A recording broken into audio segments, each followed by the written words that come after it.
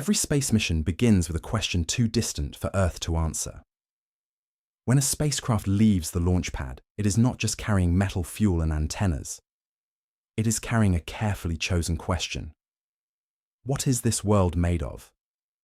How did it change, and what can it tell us about our own place in space? The first thing to understand about missions is that they are slow conversations with the solar system.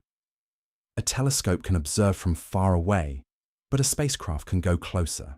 It can taste particles, feel magnetic fields, measure heat, photograph surfaces, or listen for faint signals that never reach Earth clearly. That is why missions matter before their biggest discoveries. The journey itself tests ideas. Engineers learn whether a spacecraft can survive radiation, cold dust, gravity, and years of silence broken only by scheduled radio calls. But the core question is always bigger than one machine. Can we reconstruct the history of Mars from minerals in its rocks? Can an icy moon hide an ocean beneath its crust? Can a small asteroid preserve ingredients from the early solar system? Some answers are known only in outline.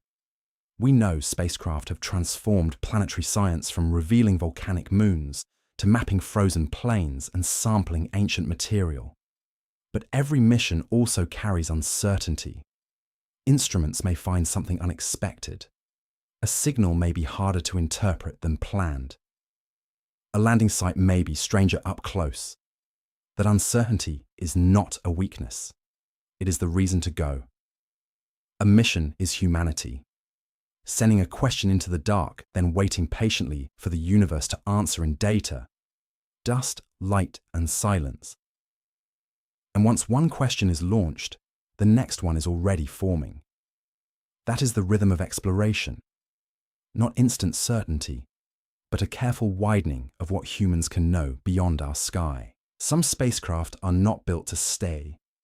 They are built to pass by at the perfect moment. A flyby mission can spend years crossing space for a meeting that may last only hours. That sounds brief, but in those hours, the spacecraft can turn a distant dot into a real place. It can measure a planet's atmosphere, scan a moon's surface, or sample the space around a comet or asteroid. Other missions choose to stay longer. An orbiter loops around a world again and again, building a patient record of seasons, storms, surface changes, and hidden structures. A lander trades distance for detail. It touches one small place but studies it with care. A rover adds movement, turning a landing site into a slow scientific journey. A sample return mission goes even further by bringing pieces home where laboratories can examine them with tools too large and delicate to fly. What is confirmed is the basic power of this approach. Different mission types answer different questions. Flybys reveal first impressions. Orbiters build context. Landers and rovers examine details. Samples let scientists ask new questions for decades. What remains uncertain is often the meaning behind the measurements. A spacecraft might detect chemicals that hint at water heat or past activity, but scientists must compare many lines of evidence before drawing stronger conclusions.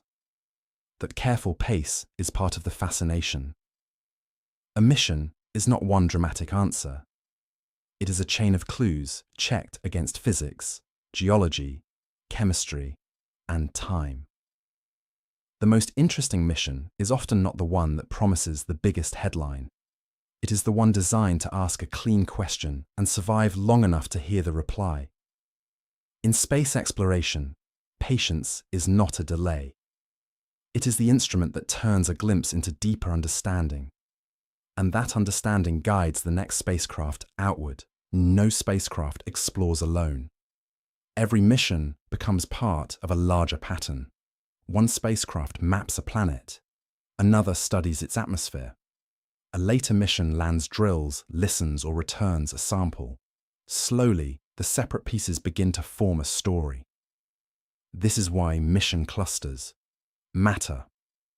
Space is too large, and planets are too complicated for one visit to explain everything.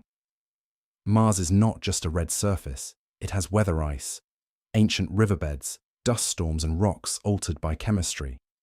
The outer moons are not just frozen spheres. Some may have deep oceans, complex ice shells, or unusual chemistry worth testing carefully.